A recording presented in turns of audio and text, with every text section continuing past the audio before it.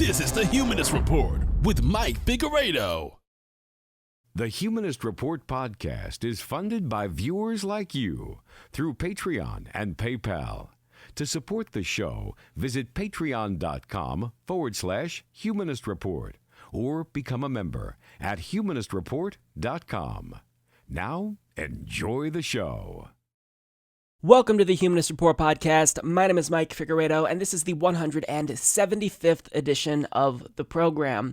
This is Thursday, January 10th, and before we get into the show, I want to take a moment to thank all of our newest Patreon and PayPal contributors, all of which either signed up just this last week to support us or increased their monthly pledge to support us, and that includes Amala, David Easton, Frank Valerio, Jared Rodriguez, Matthias Fritz, and Steve McManus. So thank you so much to all of these kind souls. If you'd also like to support the show, you can visit humanistreport.com/support or check out patreon.com/Humanist Report. And before we get into the news, just a little caveat here. I'm starting to get sick, and I feel kind of shitty, so the show might suffer from it. You know how when you get sick, you kind of feel like you can't think straight and your head is just like clouded? That's kind of how I feel, so I may have a difficult time trying to articulate myself. So just keep that in mind. Hopefully the show won't be too shitty, but nonetheless, if you're wondering why I seem as if I'm not able to collect my thoughts, that's why. Although I do kind of feel like I'm being a baby because I'm only just starting to get sick, and I know that probably when I wake up tomorrow, I will feel exponentially worse, but for the most part, let's hurry up and record this episode before I feel worse. So, on today's show, we'll talk about Donald Trump and how he's been president now for 2 years, and going into his second year, we're now stuck with a government shutdown due to a prolonged temper tantrum by the 72-year-old president. And we'll also talk about attacks on the planet by him and his fascist counterpart in Brazil, Jair Bolsonaro. Also, the anti-SJWs have officially become the new SJWs, as the right wing melted down collectively over Rashida Tlaib's comment, and it really, I think, showed who's actually driving outrage culture in the United States. Additionally, Whoopi Goldberg scolded Ocasio-Cortez, and a CNN hack was caught lying about trying to take her out of context, and a so-called journalist named Max Boot decided to compare her to Donald Trump and Sarah Palin, of all people. And we'll talk about what the battle to save net neutrality will look like in 2019, the Senate's first priority of the year, how Joe Manchin got visibly uncomfortable when asked about whether or not Trump is a liar, and Our Revolution launched a campaign to draft Bernie that I am 100% on board with. So that's what we've got on the agenda for today's episode. I hope you all enjoy the show. So by the time you see this, we'll all have watched President Trump make his primetime address to the American people, where he pitches his wall to everyone amid a nearly 3-week shutdown now. 3 weeks, that's really absurd, so I kind of want to take a moment to pause and reflect on just how absurd this entire situation is, because the government has been shut down for nearly 3 weeks because Donald Trump is throwing a prolonged temper tantrum. And there is no end to this government shutdown in sight, because he actually said, if need be, the shutdown may last for months or even years. Yeah, he actually said this. So you're telling us, Trump, that you'd be willing to allow business across the country to be disrupted because flights will be disrupted because TSA agents are rightfully not coming into work. They're calling in masse because, I wouldn't work if I wasn't getting paid, would you? So you'd allow all of this to happen, chaos to unfold, public parks to build up trash, all because you're throwing a temper tantrum? This is absurd. But what's strange to me is that the absurdity of Donald Trump's temper tantrum isn't even the craziest part of the story. To me, I think the most surprising element of the story here is that Democrats haven't already folded, because we all saw back in January of 2018 how quickly they folded when they said they were going to fight for Dreamers. Within 2.5 days into that shutdown, they caved, but this time they're surprisingly holding strong. And look, they have no reason to cave, but it's Democrats, so I always just kind of expect them to do the wrong thing, but credit where it's due, they're holding strong. Now, what's interesting to me also, because there's so many elements about this story that's just fascinating and irritating, simultaneously. What's interesting is that Donald Trump really wants us to forget that he said multiple times that Mexico would pay for the wall, but here he is throwing a temper tantrum because Democrats won't agree to allow taxpayers to foot the bill. Now, when a CNN reporter actually called him out for this, he did not take it well. You ran your campaign promising supporters that Mexico is going to pay for the wall and that the again. wall was going to be made of concrete. You just said earlier that the wall could be made of steel, and right now our government is shut down over a demand from your administration that the American taxpayer pay for the wall. So how can you say you're not failing on that promise to your supporters? Very nice question, so beautifully asked, even though I just answered it. You didn't Look, answer. let me The just tell you, USMCA excuse has me, not even excuse passed me, Congress excuse me, yet, are you sir. ready? Are you ready? I just told you that we just made a trade deal, and we will take in billions and billions of dollars, far more than the cost of the wall. The wall is peanuts compared to what the value of this trade deal is to the United States.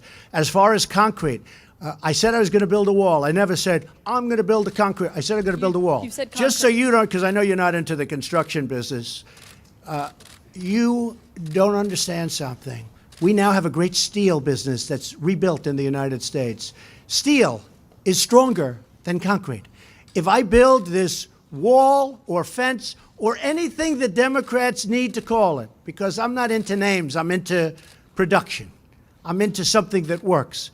If I build a steel wall rather than a concrete wall, it will actually be stronger than a concrete. Steel is stronger than concrete, okay? Oh, okay, so Mexico is still going to pay for the wall, albeit in an indirect way. Because of this new trade deal that you signed, well, in the end, it will net us billions and billions of dollars. I don't know why he says it weird like that. It's going to give us billions of dollars. But the problem with this argument, as the reporter pointed out, is that Congress hasn't even approved this trade deal yet. It may not necessarily be approved. It could fail. And furthermore, even if it were approved, that's not how things work. That's not how any of this works. You're just making word salad, but that's not a real plan to fund your monument to white supremacy. It's not a real plan, Trump. I think people would respect you more if you just admitted that you think our tax dollars, rather than helping us by going towards healthcare, education, or social safety net programs, it should go towards something that will make you look good and make your sycophant supporters feel better, even though only 1/3 of undocumented immigrants came here by crossing the border. I mean, it doesn't matter that 2/3 of all undocumented immigrants came here legally, but they just simply overstayed their visas. That doesn't matter. Facts don't matter, because the wall would make Donald Trump and his cult followers feel better. And really, it would effectively act as a sign saying, brown people are not welcome in America. Just come out and say it. I mean, stop beating around the bush. Just be honest, and then I'm going to be honest. I say no to the wall because facts don't care about your feelings.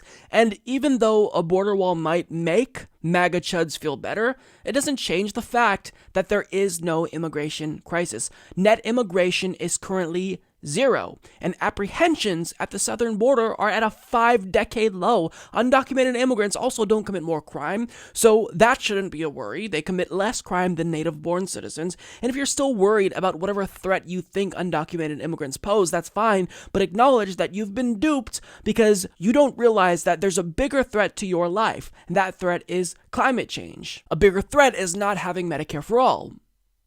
But since hating on immigrants is just such an effective way to get elected, that's what Donald Trump is doing here. He's having this tantrum over a wall that is functionally unnecessary, but at the same time, it's symbolically everything. It's important to them. So, regardless, it's a temper tantrum. It's something that is completely unnecessary. And if you truly care about immigration, illegal immigration specifically, then a wall should be the least of your concerns. But nonetheless, they're still fighting for it. And this is a temper tantrum that led to a government shutdown by Donald Trump. And there are consequences now for Donald Trump's temper tantrum. For example, an estimated 800,000 federal workers won't be receiving their paychecks. And they're worrying about whether or not they'll be able to pay their bills, pay their rent, pay for their prescription drugs. And on top of that, public parks are currently being overrun with garbage. Yosemite reportedly had 27 tons of garbage pile up. 27 tons. Try to visualize what what 27 tons of garbage looks like, all of which has not been disposed. And you have the National Parks Conservation Association estimating that public parks lost $5 million in revenue from fees since the government shutdown. But according to Donald Trump and Trump sycophants, this is all worthwhile for that wall. That symbolically effective wall.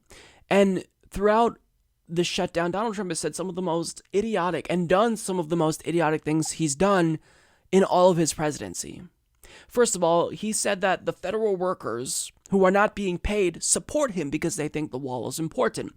That's just not true. He also said that he can relate with federal workers who are not being paid, which I find hilarious because someone who inherited $400 million from daddy, who literally shit on a fucking gold toilet, thinks he can relate to workers who are living paycheck to paycheck.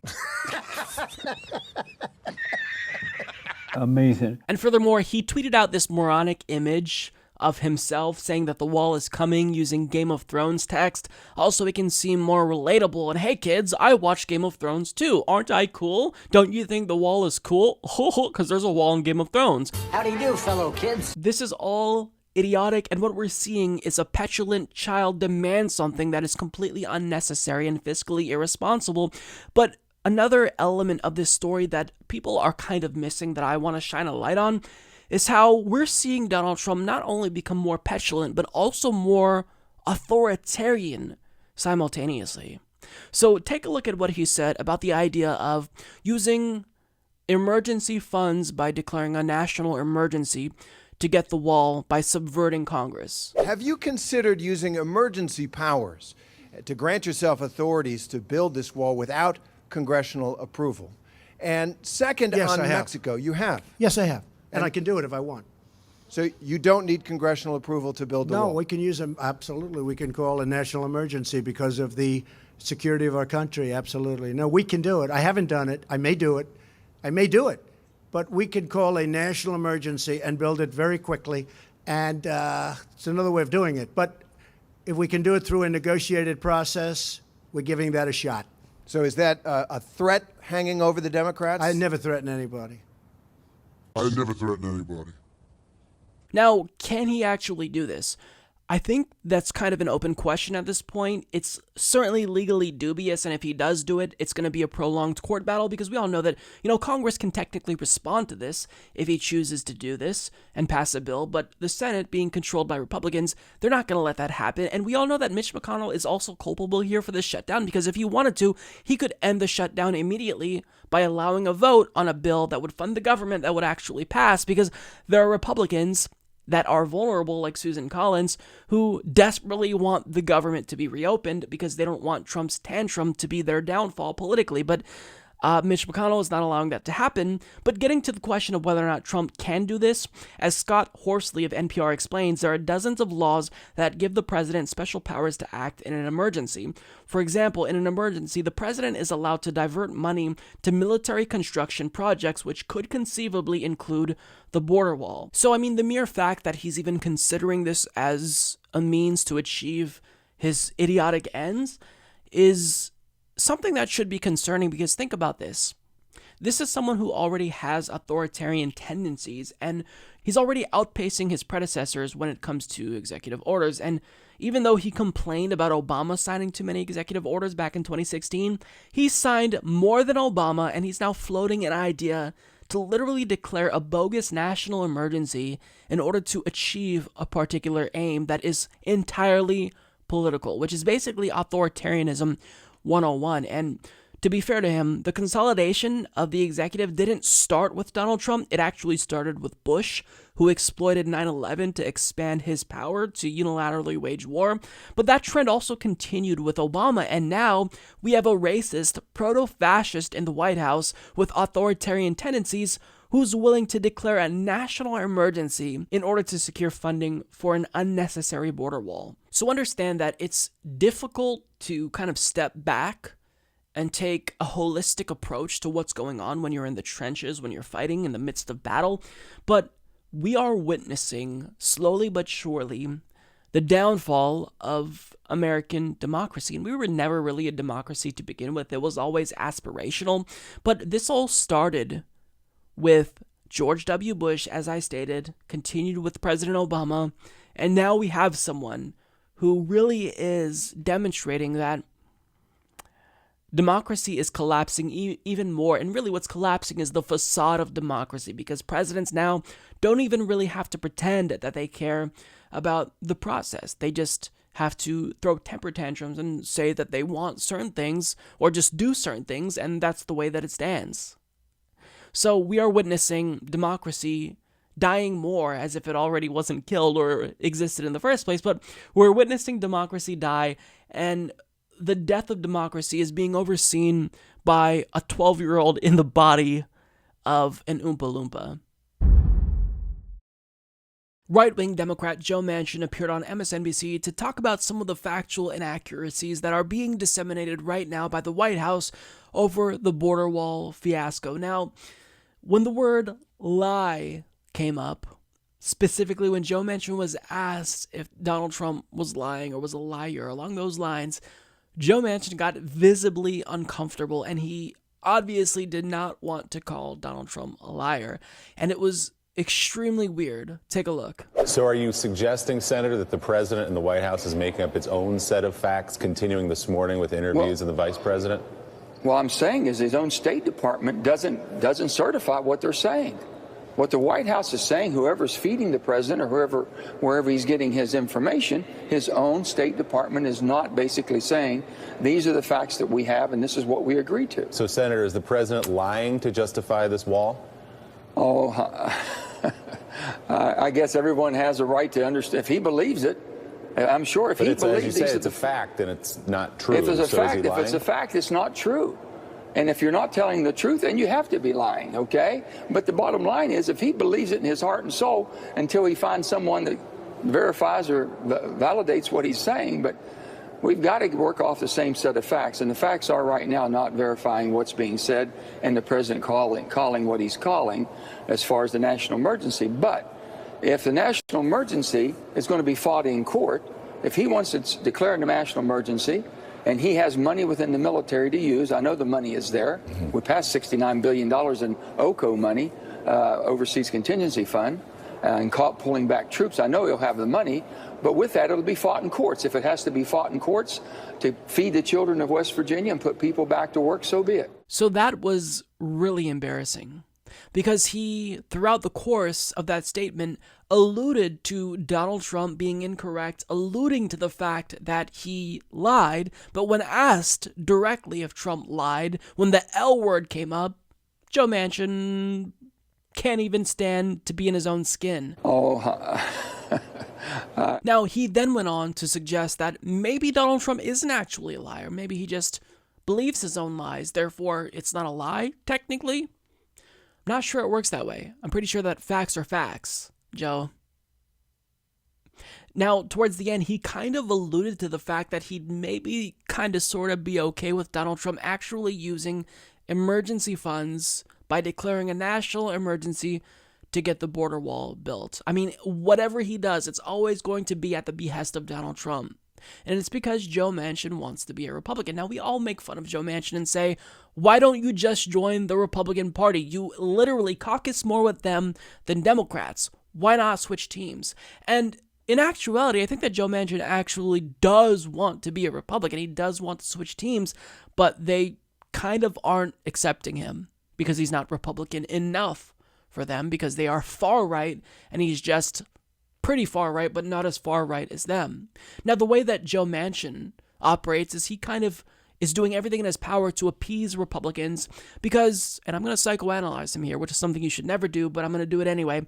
He kind of views Congress as high school, and the Republicans and Donald Trump, they're the cool kids, they're the jocks, and Joe Manchin wants to be in with the cool club, but in actuality, he's nothing more than a dweeb, and it doesn't matter what he does. He just can't get in good with them. He actually floated the idea of endorsing Trump in 2020, and he's always trying to hug Trump, which is really weird, and he calls what they do a, quote, man bump, which sounds extremely homoerotic to me, and Trump even made fun of him because he's always trying to hug him. So, in short, he wants to be a Republican. He desperately wants to be a Republican, but they won't accept him. And no matter how much he looks for affirmation from that party, He's not in their club, what he perceives to be the cool kids club, which is hilarious, but that's the way he views it. So even if functionally Joe Manchin is a Republican, he also wants the title. He wants the party affiliation that goes along with it, if they'll have him, but currently they won't.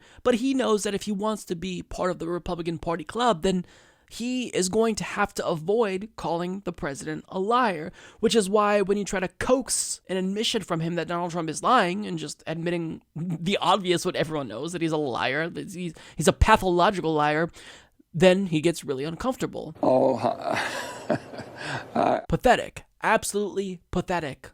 Joe Manchin is only there to serve Donald Trump and the Republican Party. He doesn't care at all about West Virginians at all. He often cites, his constituents. He doesn't give a damn about them. This is all just a game to him. He doesn't care. He just loves being part of, the club, the elites, and he wants to be a Republican. So when we all tell him, hey, why are you even in the Democratic Party? Just join the Republican Party. Well, he probably wants to. It's just a matter of whether or not he fits in with that party. And what we're seeing is ass-kissing and brown-nosing as a result of trying to be welcomed into the Republican Party establishment. But he's not wanted there. He's not wanted in the Republican Party. The Democratic Party embraces him for whatever reason, but progressives hate him. So he's just all around, a hated figure, and he's completely pathetic, and he's stooping to lower levels now that he doesn't have to worry about re-election. What a joke Joe Manchin is. Fascism is undoubtedly on the rise throughout the world. Now, while people in the mainstream media would refer to individuals like Donald Trump or Jair Bolsonaro as right-wing populists, these are individuals who are fascists. They may not have resorted to violence yet, but they are using fascist tactics. Now, you may not live in a country that has seen the rise of a right-wing fascist like Brazil or the United States, but nonetheless, you still should be incredibly concerned with the rise of fascism because it has an impact not just on individuals within those countries, but on the entire planet, because fascist leaders like Donald Trump and Jair Bolsonaro are waging a war not just on marginalized communities in their respective countries, but the planet as a whole. And we're all, every single human being right now, is having to pay the price for the rise of these right-wing demagogues. Now, when it comes to Donald Trump, he often brags about deregulation, and there's a lot of conservatives that buy into this idea that deregulation in the abstract is inherently good because they're committed to this idea that the government should be small. It doesn't matter that if the government shrinks, we're going to increase the influence and impact that large multinational corporations have on us, but government being small is inherently good. Well, here's what that looks like in practice. This chart from the New York Times shows the damage that Donald Trump has caused in just 2 years in office. He's rolled back regulations on air pollution, CO2 emissions, the extraction of oil, infrastructure, crucial protections for wildlife, regulation with regard to chemicals, along with water pollution. And if you need a real-world example as to what this looks like, well, if you recall about a month and a half ago, you'd walk into the grocery store and the salad section was curiously empty. You could not find romaine lettuce, and that was because there was a nationwide E. coli outbreak. Now, why did we all of a sudden have a nationwide E. coli outbreak when it comes to romaine lettuce? Because of dirty water. And you could thank Donald Trump for that, because had he not eliminated regulations when it comes to water testing, this could have been caught and stopped. But in responding to pressure from the agriculture industry, he shelved water testing rules, and then 6 months later, we all saw what that looked like. And that was just the result of one regulation being cut.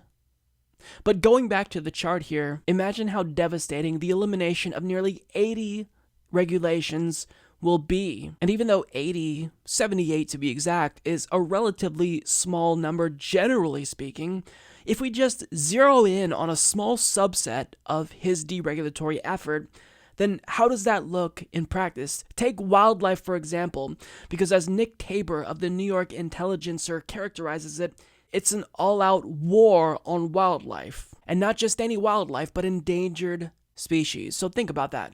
Just a small category of deregulation amounts to a war on wildlife. That's how powerful the effect of deregulation is. Now, let's look at that war on wildlife. As Tabor goes on to explain, the Trump administration's policies are leading to wholesale destruction of certain birds and other wildlife. This fact has escaped most public notice amid broader damage the cabinet is causing to the environment. Among other measures, regulatory agencies have been working to lift protections on endangered animals, open up vast animal habitats for drilling, encourage more trophy hunting, and repress treatment standards for farm animals.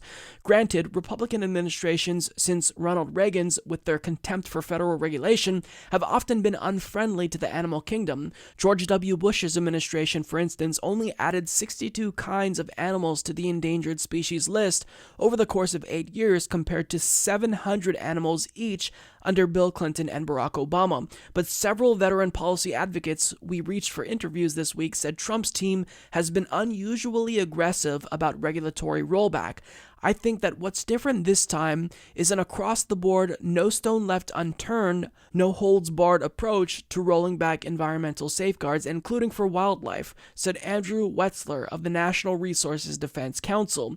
George W. Bush's advisors, he added, picked their targets more selectively. It was more like a rifle shot approach. This is more of a shotgun approach. Ryan Zink, the Secretary of Interior, has made his office a shrine to the pointless killing of animals, decking it out with a taxidermied grizzly bear, a bobcat, and the heads of bison and elk. One of his first moves in office was to sanction the use of lead bullets in national parks, a triumph of ignorance and stupidity in the opinion of Noah Greenwald of the Center for Biological Diversity.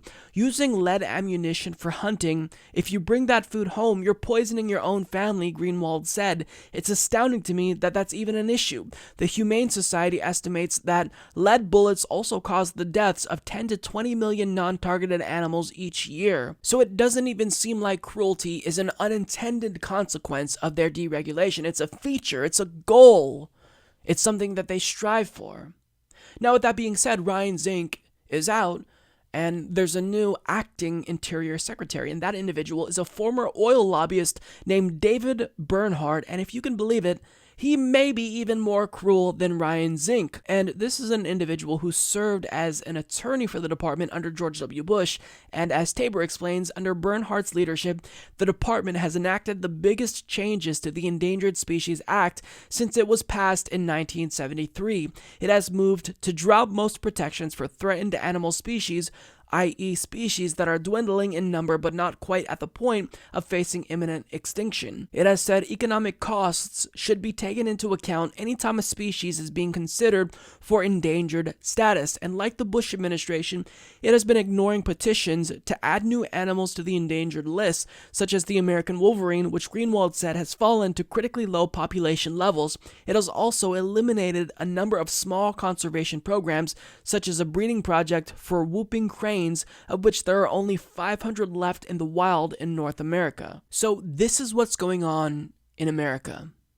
But when you head over to Brazil, Jair Bolsonaro, their newly elected president, he's already taking action that is going to have devastating consequences worldwide. Because as The Guardian's Dom Phillips reports, hours after taking office, Brazil's new president, Jair Bolsonaro, has launched an assault on environmental and Amazon protections with an executive order transforming the regulation and creation of new indigenous reserves to the Agriculture Ministry, which is controlled by the powerful agribusiness lobby. The move sparked outcry from indigenous leaders who said it threatened their reserves, which make up 13% of Brazilian territory, and marked a symbolic concession to farming interests at a time when deforestation is rising again. Now, on top of that, on the campaign trail, Jair Bolsonaro also said that he was going to open up the Amazon rainforest, the Earth's lungs, to big business, and he would also reduce the power of their government's environmental agencies.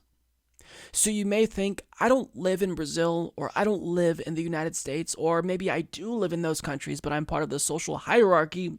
So these fascists and whatever they do to attack marginalized communities won't hurt me. Think again. This is going to affect every single human being on the planet, what they're doing. So how do you fight the rise of right-wing, quote, populists in actuality, who are just fascists? How do you combat them? You do this by having a populist on the left who actually speaks to people. You have someone who can defeat fascism, who's a progressive. And in the United States, it's Bernie Sanders. In Brazil, it was Lula da Silva. But unfortunately, he was locked up on dubious corruption charges, and he will be serving out 12 years. And we all know Lula would have defeated Bolsonaro. The only thing that defeats a right-wing demagogue is a left-wing populist. And if you care about the planet, then I suggest you stop smearing the progressives like Bernie Sanders and Jeremy Corbyn and Lula da Silva, all of which who could save us from the destruction that is now being caused by these fascists who have came to prominence in the last couple of years. This all doesn't happen in a vacuum, right? It's not a coincidence that all of a sudden we have these far-right demagogues emerging in countries around the world. We all have to band together and support populism if we want to defeat them and ultimately save the planet. But because the establishment in many of these countries have failed the working class, they were susceptible to radicalism and extremism, and now this is the result. We're all suffering because of the actions of one country. Multiple countries, but in actuality, what Jair Bolsonaro does in Brazil doesn't just affect Brazil, it affects all of us. What Donald Trump does in America doesn't just affect America, it affects all of us. So we need to be aware of this, and we need to fight it with the true antidote to fascism, which is left-wing populism. It's progressivism. So this is another one of those stories where I am ridiculously late to the party. I'm probably the last person in all of progressive political commentary to talk about this story, but I just couldn't pass it up because it really demonstrates that the level of hypocrisy that exists among the right is insane. It's almost unfathomable. That's how hypocritical they are. So for the two of you who don't already know about this, this is what caused outrage among the supposedly anti-PC police on the right. Newly elected Congresswoman Rashida Tlaib saying this about Donald Trump. And when your son looks at you and says, Mama, look, you won, bullies don't win. And I said, baby, they don't, because we're going to go in there, we're going to impeach the motherfucker. Now, the backlash to that comment from the same crowd who will almost always denounce PC culture and hypersensitivity when it's on the left, it was overwhelming. They all quickly came out to denounce what she said about Donald Trump. Not necessarily because she said that she wants to impeach Donald Trump, but because she used a naughty word. And there was outrage everywhere, and that includes the former host of No Sellouts turned sellout himself, H.A. Goodman, who let everyone know in a 50-minute video how inappropriate her language was. You had Fox News hosts complaining, you had Trump's administration going on Fox News to complain, and then you had a number of Democrats go on Fox News to complain, but most importantly assure right-wingers that they'll in no way allow this type of uncivilized behavior to become the norm, even though Donald Trump is president. But my favorite meltdown out of all of them came from Joe Manchin, Republican Democrat Joe Manchin, a right-winger who couldn't wait to go on Fox News and condemn her, and not only that, but apologize to the nation. I'm not joking. Oh, so disgusting. It was horrible, Neil. No one should approve of that, and I hope she doesn't talk to her son that way either. But, what can you say? I can't anyway condone that. It's not how we act in West Virginia. It's not how we talked about public leaders. We might disagree with each other, but we try to get through it. We try to find a pathway forward. Where, to act like that, just awful. And to speak like that is even more deplorable. I am so sorry. I want to apologize to all Americans, any sitting congressperson. There's 535 of us there, 100 senators and 435 congresspeople. We should have better manners than that, I assure you. What a pathetic brown-noser you are, Joe Manchin. And since you're in the mood to apologize, will you issue an apology to Americans for your Big Pharma CEO daughter who decided to raise the price of EpiPens by 500%? Can we get an apology for that? My mom is one of the individuals who has to carry around an EpiPen with her wherever she goes. Can you apologize to people like my mom, Joe Manchin? Well, actually, Joe Manchin came to his daughter's defense and assured all of us that she's actually compassionate and generous in spite of what her actions may lead Americans to believe.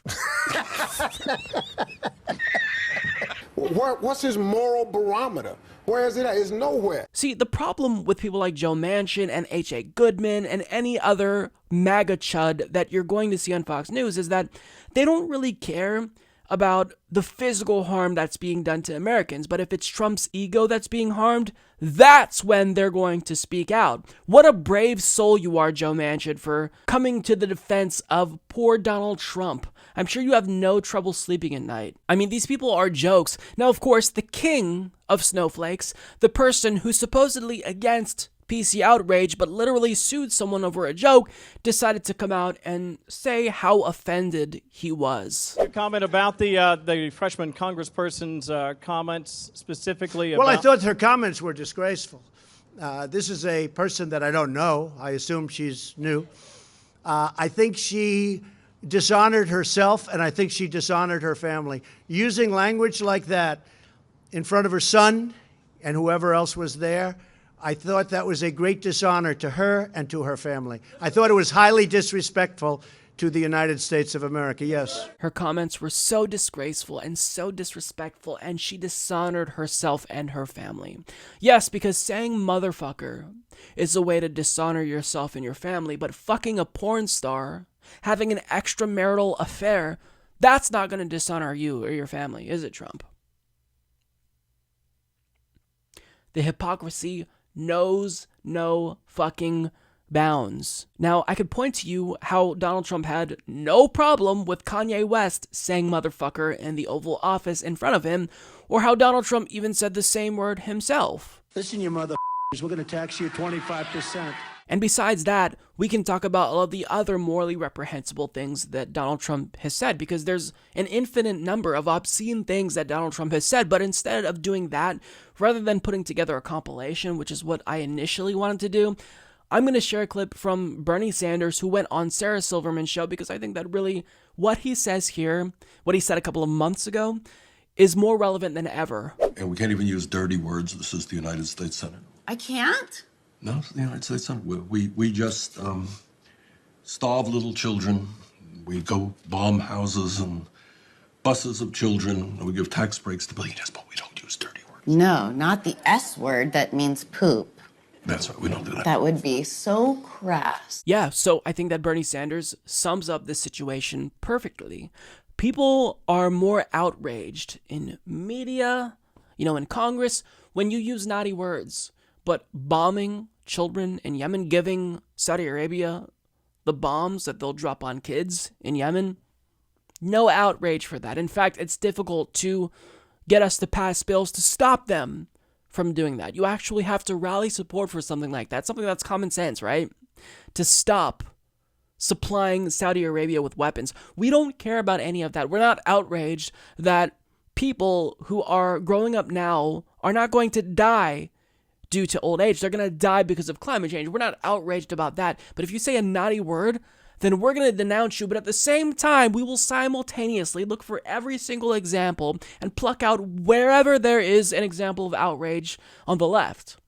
Oh, what's this? A blue-haired college campus lib decided to protest the speech of Milo Yiannopoulos? What an SJW. Aren't the left just being unreasonable? Aren't they so outrageous? Aren't they too sensitive?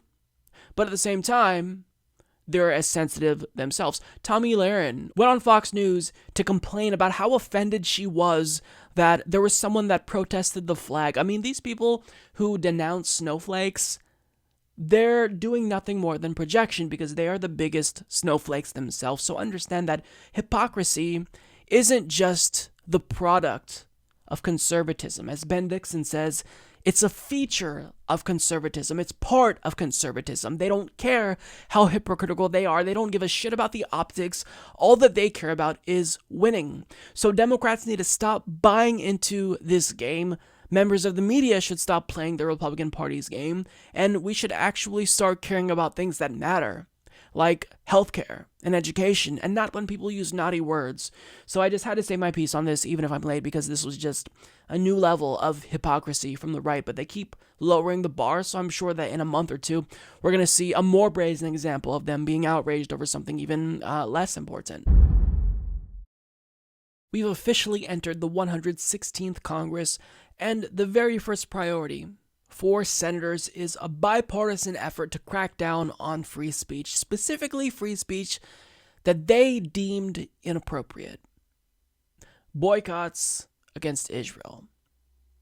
So understand, before I get to the article here by Glenn Greenwald and Ryan Grimm, who do a phenomenal job explaining this, their number one priority, the first thing to do out of all the problems that we have, is to crack down on free speech. And this isn't something that just the Republicans are doing. This is a bipartisan effort. And who actually has become a vocal opponent to this is going to surprise you.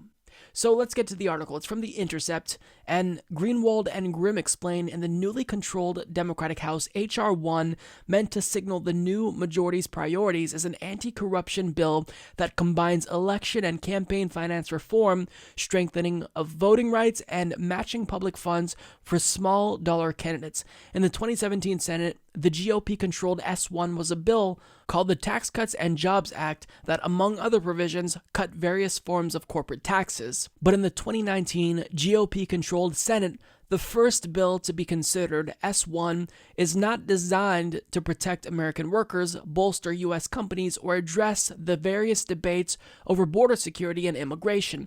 It's not a bill to open the government. Instead, according to multiple sources involved in the legislative process, S1 will be a compendium containing a handful of foreign policy-related measures, the main one of which is a provision with Florida's GOP Senator Marco Rubio as a lead sponsor to defend the Israeli government. The bill is a top legislative priority for the American Israel Public Affairs Committee. In the previous Congress, that measure was known as S-170, and it gives state and local governments explicit legal authority to boycott any U.S. companies which themselves are participating in a boycott against Israel. As The Intercept reported last month, 26 states now have enacted some version of a law to punish or otherwise sanction entities that participate in or support the boycott of Israel, while similar laws are pending in at least 13 additional states. Rubio's bill is designed to strengthen the legal basis to defend those Israel-protecting laws from constitutional challenge. Punishment aimed at companies that choose to boycott Israel can also sweep up individual American citizens in its punitive net, because individual contractors often work for state or local governments under the auspices of a sole proprietorship or some other business entity. That was the case with Texas elementary school speech pathologist Bahia Amawi, who lost her job working with autistic and speech-impaired children in Austin because she refused to promise not to boycott goods produced in Israel and or illegal Israeli settlements. Thus far, the two federal courts that have ruled on such bills have declared them to be unconstitutional violations of the First Amendment speech rights of American citizens, a restriction of one's ability to participate in collective calls to oppose Israel unquestionably burdens the protected expression of companies wishing to engage in such a boycott. U.S. District Court Judge Diane Humatiwa of Arizona wrote in her decision, issuing a preliminary injunction against the law in a case brought last September by the American Civil Liberties Union on behalf of an attorney who has contracted with the state for the last 12 years to provide legal services on behalf of incarcerated individuals, but lost his contract to do so after he refused to sign an oath pledging not to boycott Israel. A similar ruling was issued in January of last year by a Kansas federal judge who ruled that state's Israel oath law unconstitutional on the ground that the Supreme Court has held that the First Amendment protects the right to participate in a boycott like the one punished by the Kansas law. In that case, a Mennonite who was a longtime public school teacher lost her independent contract as a school curriculum developer after she followed her church's decision to boycott goods from Israeli companies in the occupied West Bank and thus thus refused to sign the oath required by Kansas law. These are the Israel-defunding, free speech punishing laws that Rubio's bill is designed to strengthen. Although Rubio is the chief sponsor, his bill attracted broad bipartisan support, as is true of most bills designed to protect Israel and supported by AIPAC.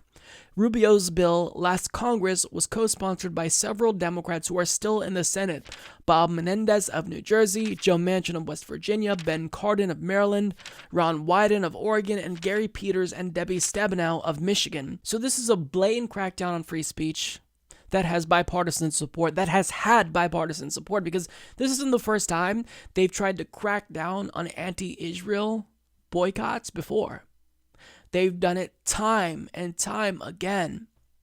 And there are more draconian iterations that were proposed by Ben Cardin that were thankfully defeated, that came back up, though, that we're still having to fight, and we're having to fight this again. So this is something that's not going to be going away anytime soon. And even if it's the case that this particular iteration of this crackdown on anti-Israel boycotts already failed because it didn't reach its 60-vote threshold needed to continue on, this will come back again and again and again until we once and for all make it very clear to U.S. senators that we will not accept this, that their crackdown or attempt to crack down on freedom of speech will not be tolerated. Now, who's the main ally who's been vocal? One of the main allies, really, who's been vocal, besides Bernie, because we all know that he's against this, but who's the other ally who is speaking up and speaking out against this? It may surprise you. It's actually Dianne Feinstein, of all people. I would have never expected Dianne Feinstein to land on the correct side of any issue, but here she is. She's tweeted about this multiple times, and she is against Rubio and the bipartisan coalition that he has following him here. Now, the article also points out that this is kind of awkward, given that there are two newly elected Muslim women in Congress, Rashida Tlaib and Ilhan Omar, in the House, but nonetheless still in Congress, and they support a boycott of Israel. They support BDS because they see it as no other way of getting through to Israel's right-wing government, who is killing Palestinians. So what this bill is kind of a fuck you to them, right? Because they support boycotting Israel, but what they're saying is, no, we want to stop everyone from being able to speak out and penalize them and make sure that the states who are making anyone who contracts with the state government abide by this, anti-boycott measure, we're making sure that they're protected legally. It's absurd, and I honestly don't know what to say about this, but certainly if these senators represent you, then you need to call them and make your voice heard. Ron Wyden is my senator, so needless to say, I will be showing up to the next town hall that he does, and I will make my voice heard about this, because this is completely unacceptable and frankly irredeemable. He's done some great things before, but this is something that is unforgivable. This is an attack on free speech that is so blatant that I don't see how anyone can support it and still show their face in public in the Senate. So I will be making my voice heard here. And if Ron Wyden doesn't change course, then I think it's time that we start looking to primary him as well. So, this is despicable, but really not too surprising since they've been trying to push this through now for about a year. I want to take the time to talk about a segment on The View where the subject of 2020 came up, and Meghan McCain, surprisingly, wasn't saying something that was too idiotic. I mean, still, she managed to throw in some jabs, at socialists and whatnot, but for the most part, she was talking about whether or not an AOC type of progressive Democrat will be able to thwart the establishment in 2020 in the same way that Donald Trump was able to thwart off the Republican Party establishment in 2016. Now, because she invoked AOC, well, for whatever reason, this triggered Whoopi Goldberg, and she ended up going into an anti-Alexandria Ocasio-Cortez rant just seemingly out of nowhere. So I'm going to play the clip for you, And I have quite a bit to say about it, so let's go ahead and watch. In 2016, we learned that the establishment of the Republican Party is insignificant. Voters voted who they wanted for. What we're going to find out going into 2020 is if the establishment really has any pull within their party like they did with Hillary, or if the vein of Alexandria Ocasio-Cortez, the socialist Democrat in that vein, is going to end up being the nominee. Democratic and I socialist. think they have The moved nominee on for what? from Warren. For the Democratic to be the nominee for Let president. me just say this about Ocasio-Cortez. She just got in on Thursday. She was sworn in. Yes. Yeah. And she's very opinionated, which we like. We like opinionated women.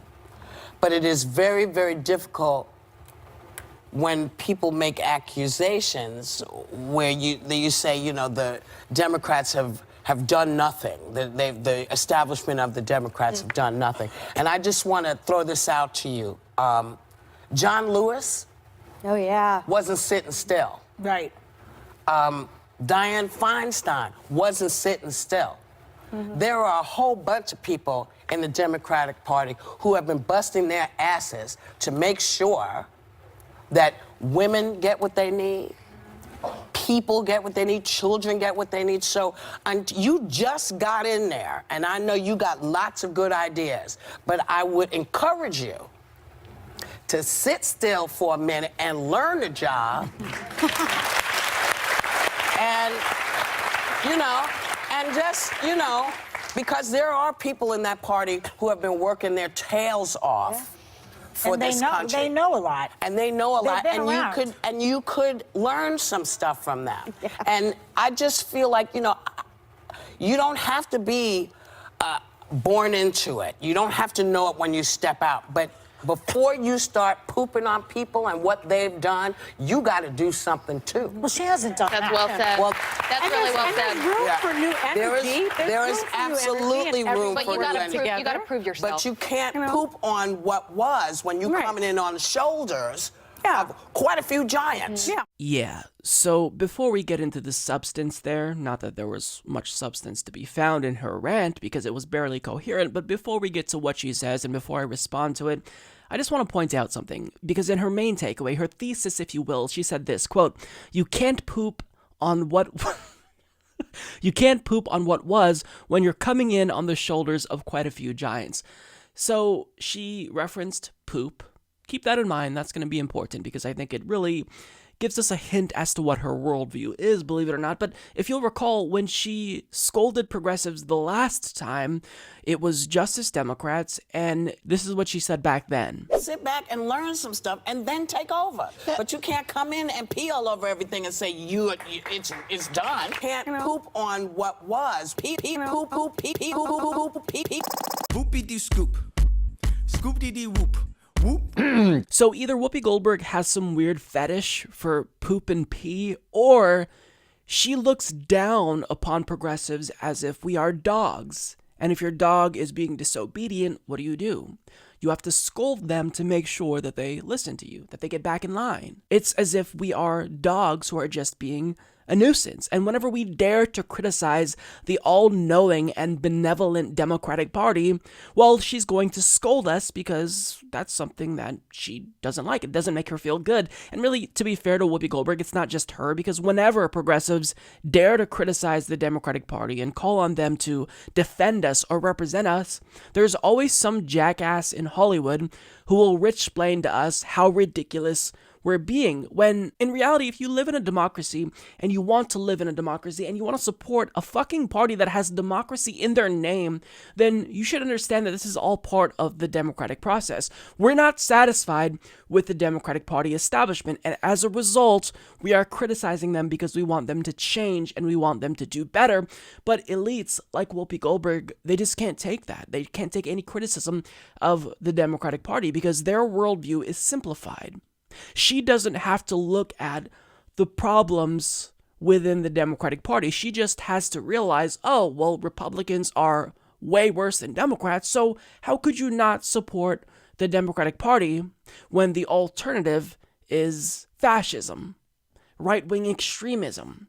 And I understand that, but it really reveals her rich privilege, because as all of these Hollywood elites criticize us from their ivory towers, they're missing the bigger picture. Now I want to get to that. So she says that there's a whole bunch of people in the Democratic Party who have been busting their asses. And to her, I can see why she would think that. Someone who is just a casual observer of politics would think that. Because I remember back in November when we were all criticizing Nancy Pelosi and pushing for Barbara Lee, there were people within the establishment pushing back against us saying, how could you possibly say that Nancy Pelosi is not progressive? And how could you say she's a conservative, which is even worse, when back in, the 1980s, she was on the front lines marching for gay rights and pride parades.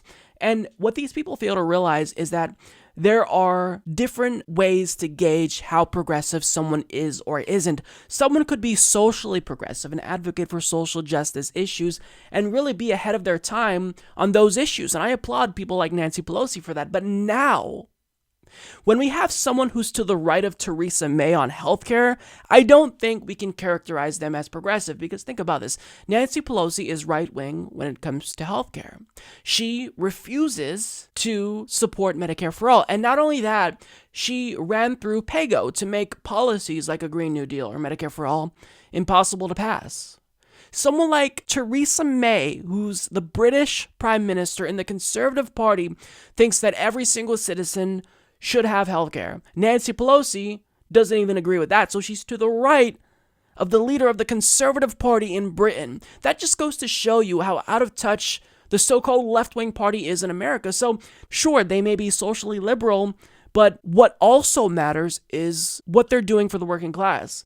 She also said here that I would encourage you, she says this to Ocasio-Cortez, to sit still for a minute and learn the job and just because there are people in that party who've been working their tails off for this country, and they know a lot, and you could learn some stuff from them. Now, first of all, I just gotta point out the optics here. I mean, Whoopi Goldberg is a very rich person telling someone from the working class who was just elected to Congress that you need to sit down and shut up. I mean, the condescension here is overwhelming. This is rich-splaining 101, but she says, there are people who've been working their tails off, and you can learn a lot from them. So the overall, I think, implication here that she tried to subtly suggest is that, well, AOC is in over her head. She's naive. She doesn't know about politics. But Whoopi, you've showed time and again that you yourself don't really know anything about politics. Because when you were trying to defend Nancy Pelosi and other Democratic Party establishment figures, this is what happened. Nancy Pelosi got most of that Obama bill through. So if you admire these people so much, then you'd think that she'd have at least maybe one other example other than that Obama bill, which she couldn't even name. So you'd think that she'd have at least two examples she could cite as to why these establishment figures are so important and crucial. But nonetheless, she wants you to think that they're above criticism, because to her, they are above criticism given the alternative. And I get it, Republicans are bad, but Democrats are awful, and they're following Republicans to the right. As Republicans shift to the right, Democrats follow them. So what progressives are trying to do is course correction. We're trying to stop them as they shift to the right, because as Republicans become more right-wing and extreme, they are shifting the Overton window, and rather than pushing back, Democrats are following them. Now, she also says here, before you start pooping on people and what they've done, you got to do something. She's already done things, more so than progressive leaders, so-called progressive leaders in recent years. She is bringing attention to the issue of climate change, which so-called progressives in Congress have failed to do up until this point. It's because of her that we're all talking about the Green New Deal. And furthermore, you say that, well, she can't really say anything or do anything. She has to sit down and shut up until she does something and proves, herself to us and proves that she's worthy to us. But maybe it's the case that people like AOC decided to run because they were dissatisfied. And you should be applauding her, because what a lot of people do when they are dissatisfied with the status quo is they just check out. They stop voting.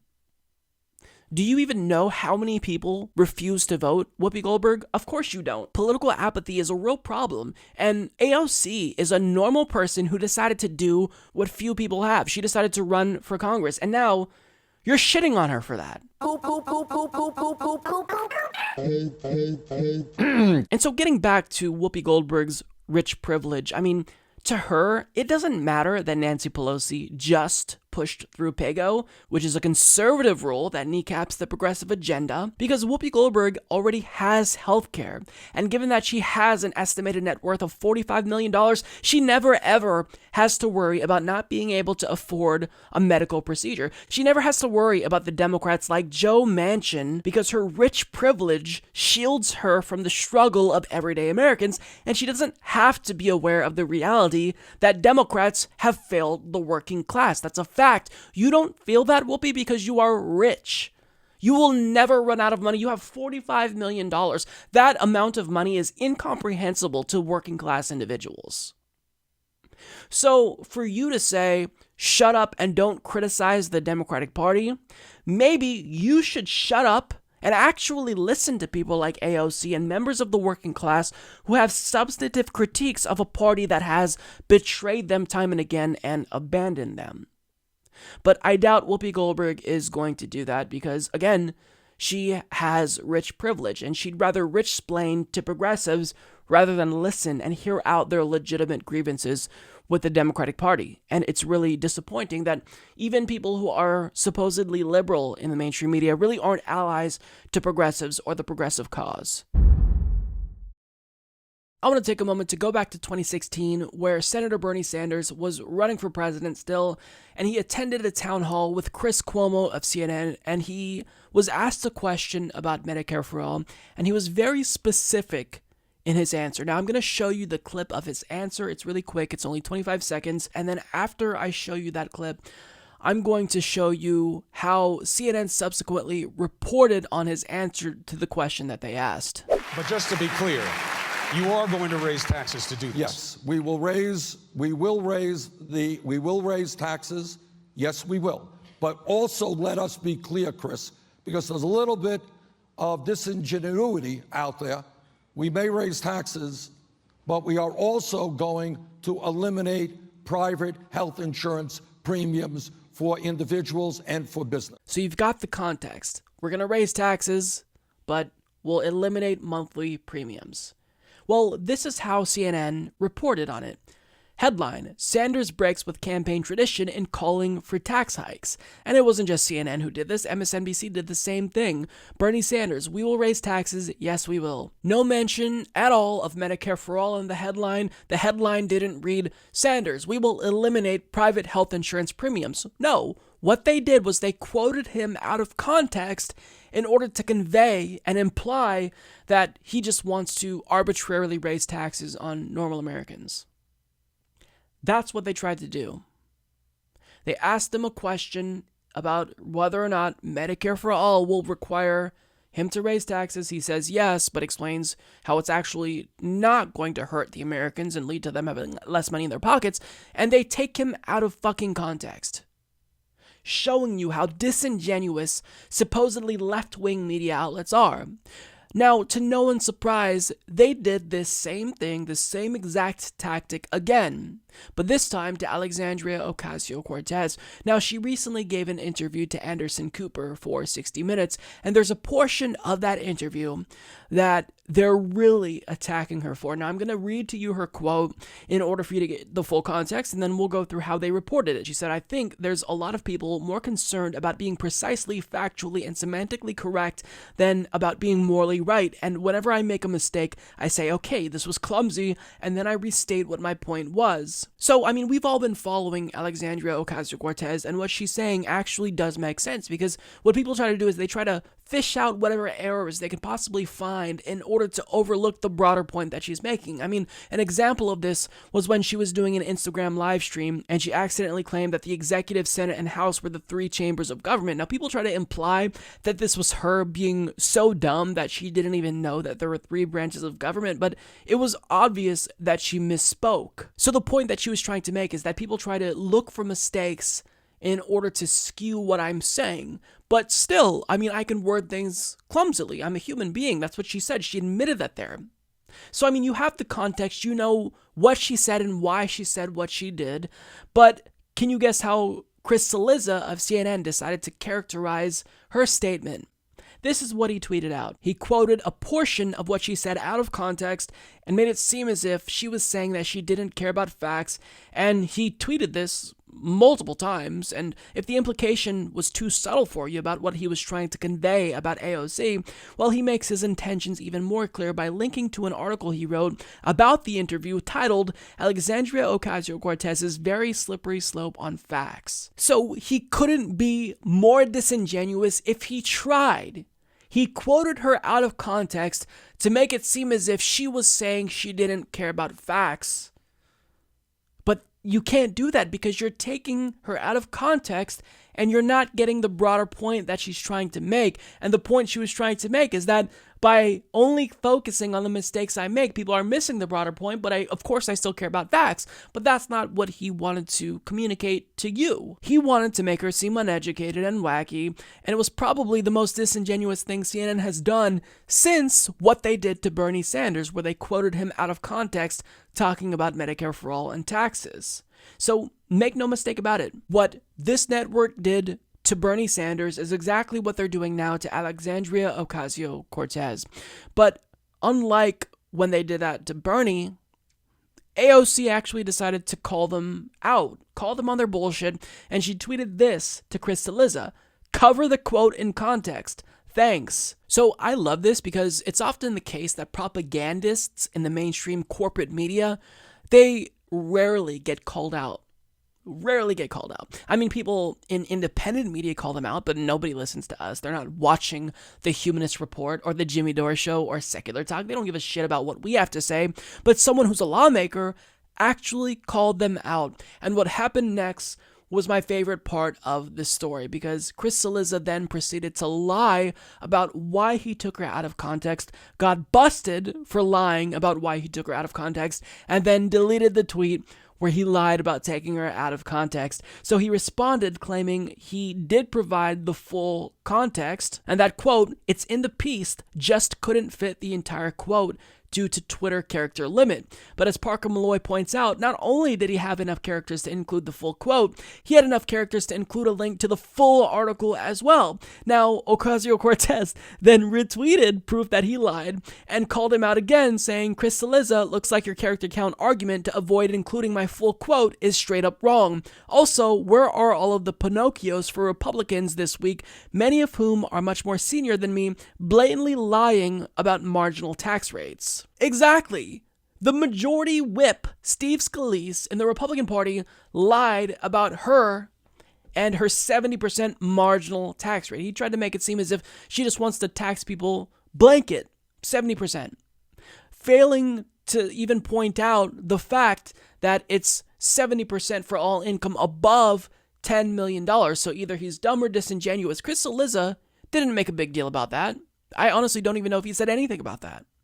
So he got called out for it, and he tried to defend himself one more time by addressing his blatant lie about not having enough characters, and he said that what Parker Malloy showed wasn't a singular quote, and that her quote was broken up and something, yada yada yada. And at that point, really anything he said didn't matter, because if you go to that specific tweet, all of the comments just roast the fuck out of him. So much so that somebody posted an actual article, a serious person, saying, "Don't bully Chris Cillizza." Don't bully Chris Cillizza. He's a fucking journalist. He's not being bullied. You can't bully the rich and the powerful. We're punching up. He's punching down. He's punching down on a politician who's fighting for the working people. That's not bullying. That's called speaking truth to power. But nonetheless, what he says here, his excuse that, it wasn't a direct quote, there was too much in between. I'm going to blow Chris Cillizza's mind here, because if there's a really long quote and you only want to include specific portions of the quote, if you want to cut out stuff from the middle of said quote, you actually have the ability to break up quotes if you place square brackets around 3 periods. We'll know that there's more in between the direct quote that you're using. He already knows that. He's a journalist. The problem is that he got caught being intentionally disingenuous, trying to mislead people who read that article and he was hoping would look at the headline in order to make it seem as if Alexandria Ocasio-Cortez didn't care about facts. That's wrong, and he got called out for it. And when someone in the mainstream media finally gets called out, what do other propagandists say in defense? Oh, that's bullying. Right, that's bullying. Well, how about this? Stop bullying us by asking how we're going to pay for Medicare for all, but not how we pay for the wars. Stop bullying us by trying to delegitimize progressive candidates like Bernie Sanders.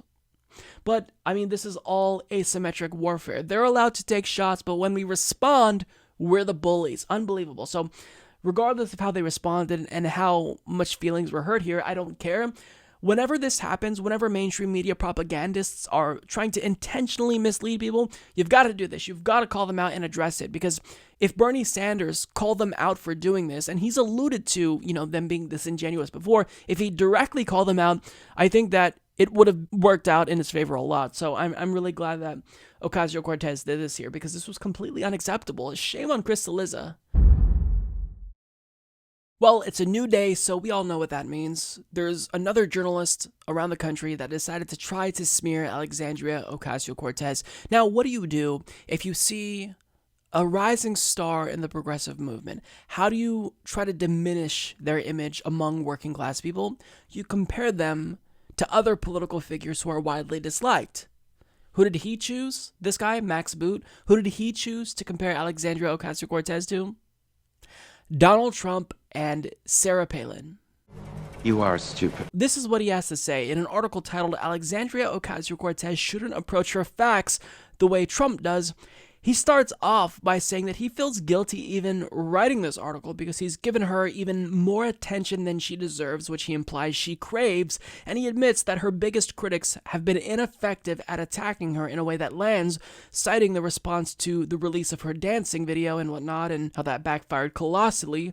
But he then joins the chorus of attacks himself, saying the real problem with Ocasio-Cortez is not how she dresses or where she comes from. It's that she is an uber-progressive, a self-proclaimed democratic socialist who cares more about ideological correctness than factual correctness. So he then goes on to cite examples of her making factual errors or wording things clumsily, and he brought up her recent 60 Minutes interview with Anderson Cooper, and he claimed that her response to being fact-checked was that she was unapologetically incorrect, and he used the same clip of her 60 Minutes interview, the same exact portion that Crystal took out of context, mind you, to suggest that she doesn't care about factual correctness. Now, to be fair to him, he actually did include her follow-up statement in the article where she emphasized the importance of fact-checking, but still, he said that her initial response was cavalier, and that she, quote, displayed a cavalier attitude toward the truth similar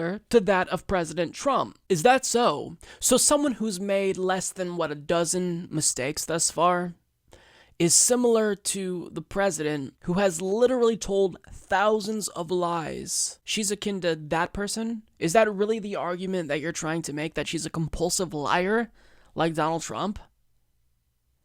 I mean, I'm not even sure what to say to that. Sure, there have been times where she said incorrect statements, but as she stated in her interview with Anderson Cooper, yeah, I get it. Sometimes I say things that are worded clumsily, but facts do matter, and people often try to take me out of context in order to basically ignore the broader point that I'm making, and she's right about that. She is. Whether you want to admit that or not, she is correct about that. But what he does next is he extrapolates this attack on Alexandria Ocasio-Cortez, this assumption that she doesn't care about facts, and he attributes it to everyone on the far right, but also what he calls the far left, which is just progressives, and he implies that centrists are really the only ones who care about facts, saying for both the far left and the far right, facts are an irksome detail of scant importance. What really matters is being morally right. If this attitude takes hold among the broader populace, responsible self-government becomes impossible and radical demagogues will succeed reactionary ones. So again, he's claiming that she doesn't care about facts, or if she does, she cares more about being morally right, which is not what she fucking said. And he is basically putting her in the same category as radical demagogues and says that the far left, just leftists, progressives, in actuality, are like that as well. But then we get to the grand finale, one of the last paragraphs, if not the last paragraph, of this idiotic article where he directly compares her to Sarah Palin. So he says, in some ways, Ocasio-Cortez reminds me of Sarah Palin, a comparison neither woman will appreciate. Palin was another talented young communicator who made a big splash in national politics before having her lack of knowledge painfully exposed. Instead of studying up, Palin gave up any pretense of seriousness and has now disappeared from the debate. This is a cautionary tale for Ocasio-Cortez. She is a politician of immense gifts who can have an outsized impact, but only if she masters the intricacies of policy and curbs her fatal attraction to political celebrity and vacuous sound bites. Trump has gone dismayingly far with his reliance on, quote, alternative facts, but it's not a formula that his opponents should emulate. So on one hand, he claims that she's more concerned with morality and her policies than being factually correct, but on another hand, he says that she's vacuous and cares more about being a celebrity. Well, which is it? You have to pick one. Either she's vacuous and there's no substance there, or she cares so much about substance that she's willing to omit facts. He's making contradictory statements here, and he doesn't even realize it. And the irony here is that Max Boot is an individual who was a Republican up until 2016, but renounced membership in the party when Trump was elected. So if you were a Republican, Max, then presumably you voted for Mitt Romney, but also John McCain, meaning you voted for Sarah Palin most likely, did you not? Did you vote third party? I'm assuming, given that you're an establishment figure, you voted for Sarah Palin.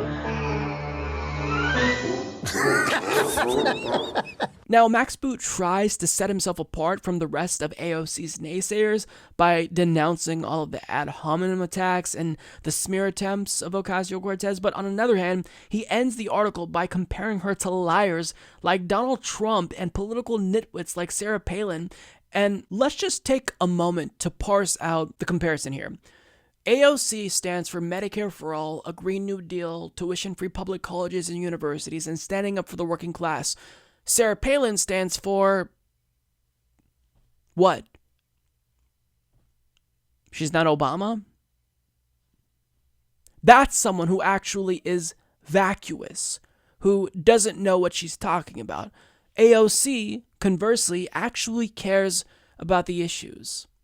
But you're comparing her to Sarah Palin, not because there's any meaningful significance there or any substance in that comparison, but because it's a tool you use. Anyone we perceive to be dumb is going to be like Sarah Palin or Donald Trump. That's what you're doing. It's very transparent. But you see, the thing is that AOC is obviously intelligent and she's young. She's ahead of her time. She's accomplished more in her 29 years of existence than you will accomplish in your life, Max Boot. So what do? Someone who's so intelligent, you attack them for their greatest strength. It may not work, but at least you bring it down a little bit. And that's what we've seen. It's almost as if this effort to attack AOC is an actual coordinated attack.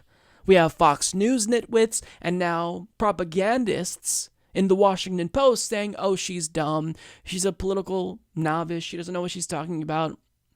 It's just unbelievable. She's being held to a completely different standard than Republicans. And this is what she pointed out in her response, saying, naturally, the same week we kickstart a national conversation on marginal tax rates endorsed by Nobel Prize-winning economists, I'm being described as vacuous. If you're allowed to characterize female politicians as unlikable, are we allowed to describe takes like these resentful?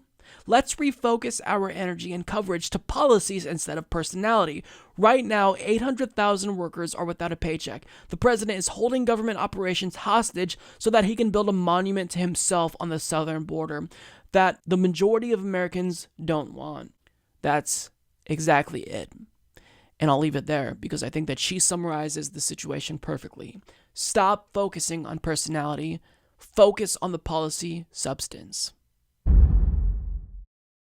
I think it's safe to say that pretty much every single progressive, including myself, we're all getting increasingly impatient waiting for Bernie Sanders to announce that he's running for president. I get it. It's only early January, but for the love of God, Elizabeth Warren already announced. just announced Bernie Sanders, and I'm not the only one who's getting impatient because Our Revolution officially announced that they're launching a draft Bernie campaign to influence him to run for president. Ruby Kramer of BuzzFeed explains, Our Revolution, the political group Bernie Sanders founded after his bid for the Democratic nomination, will start a campaign to draft the Vermont senator into the 2020 presidential race. The nonprofit organization run by Nina Turner, the former Ohio State senator and a staunch Sanders ally, asked supporters in an email days before Christmas if they should form Run Bernie Run to encourage the senator to jump into the 2020 campaign. On Monday evening, the group notified members that it would activate the draft effort, making Our Revolution the second group to encourage Sanders to run for president following the launch of Organizing for Bernie last month. Both efforts are separate from the official Sanders operation, but run by aides who are closely linked to the senator and his staff. Turner, the head of Our Revolution, regularly travels with Sanders, joining him most recently on a 9-state tour ahead of the 2018 midterm elections. And Organizing for Bernie is headed by a longtime former aide, Rich Pelletier. Yeah, so I endorse this move 1,000%. I think that you've got to get started early, Bernie. For the love of God, just announce already. I saw somebody post a meme on the Humanist Report Facebook page in response to the video that I made about David Brock attacking Bernie Sanders and his supporters, and it said, every time someone attacks Bernie, we donate.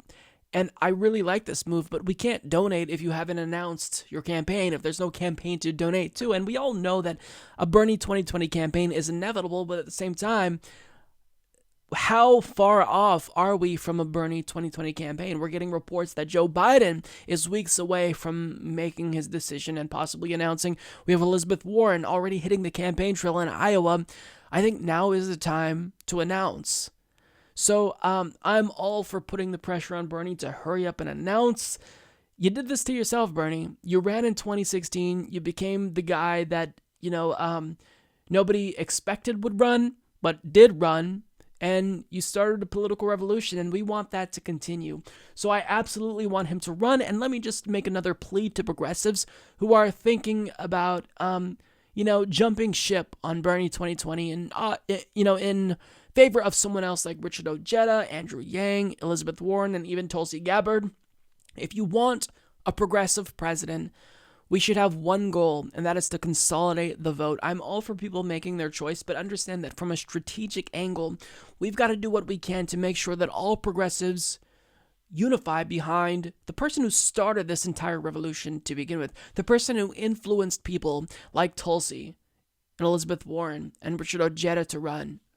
And that person is Bernie Sanders. So if we all unify behind Bernie and establishment Democrats split the votes between Kamala Harris, Cory Booker, Joe Biden, Beto O'Rourke, whoever, then we improve our odds of getting through the Democratic primary with Bernie Sanders. So Bernie's the person who I'm going to back relentlessly. I'm going to be passionately enthusiastic about Bernie Sanders. And as soon as he announces, I'm going to donate the 27, I'm going to buy all the shirts and the merch, and I'm going to be obnoxious in my support for Bernie Sanders.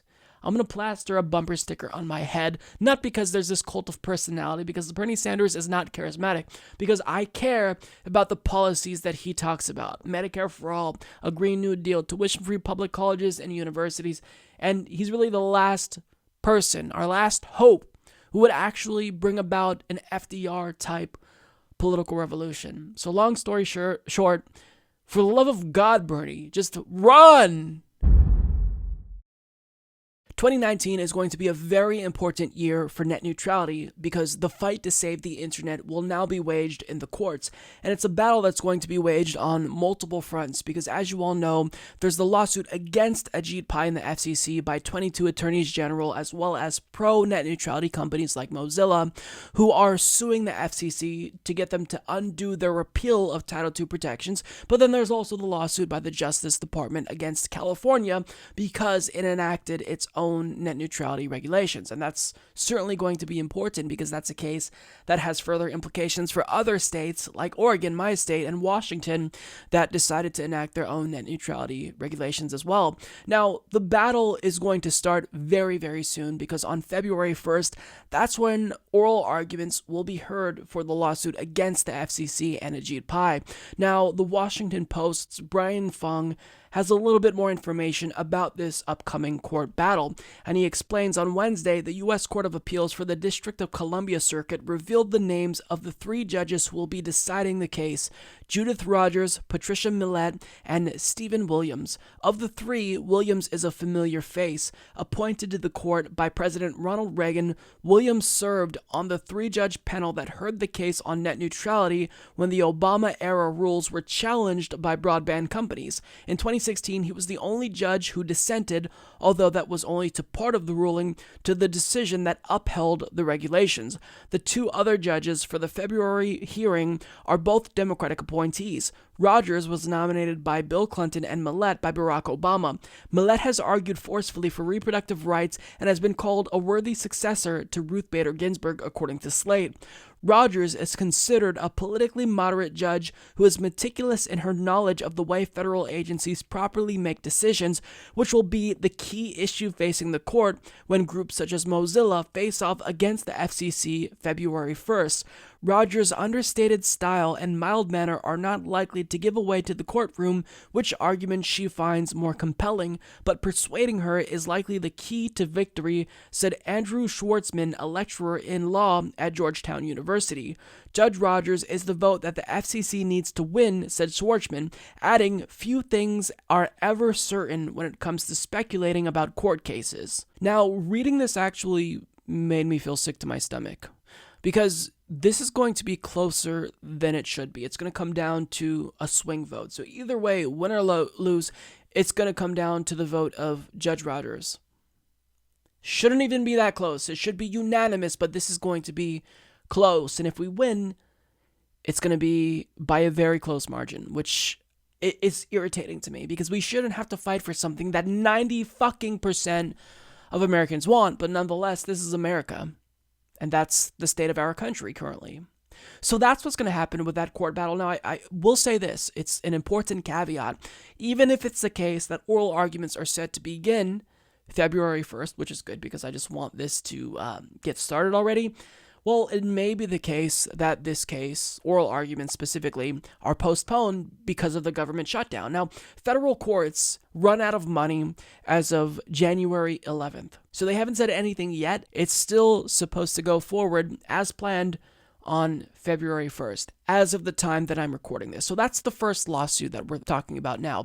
The second lawsuit, the Justice Department's lawsuit against California, is another thing that we will be watching very closely in the year of 2019. But the outcome of the first lawsuit against the FCC is going to heavily influence the second lawsuit against California. And really, it's going to set the tone for that lawsuit. And as it stands currently, California and the Justice Department actually reached an agreement where the Justice Department agreed to postpone their lawsuit and California agreed to not enforce their net neutrality law, even if it's currently on the books. So assuming both sides are waiting to see how that first lawsuit is going to play out, then we should see the second lawsuit go forward. Now, on top of this, internet service providers in Vermont are suing the state over their net neutrality bill as well. But overall, something that we all should be watching closely is the very first case, the lawsuit against the FCC by 22 attorneys general and companies like Mozilla.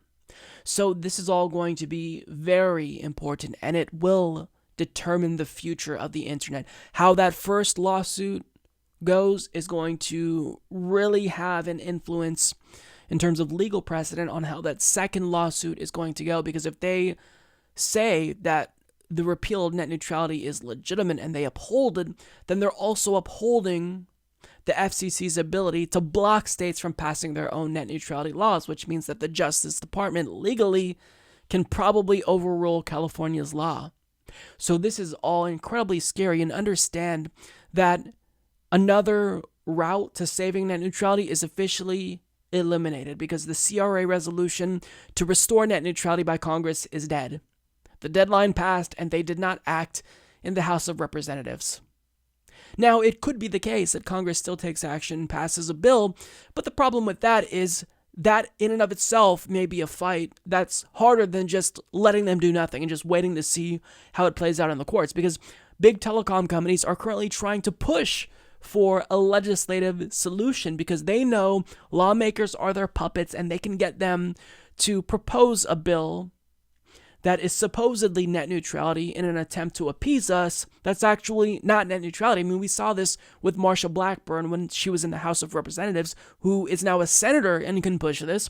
She proposed the shell bill that actually is harmful to net neutrality. So I don't even want to push for a net neutrality bill because it could be watered down now. So I think that we should all just kind of wait, see how this plays out, hope that states, meanwhile, pass net neutrality protections because I think it's important.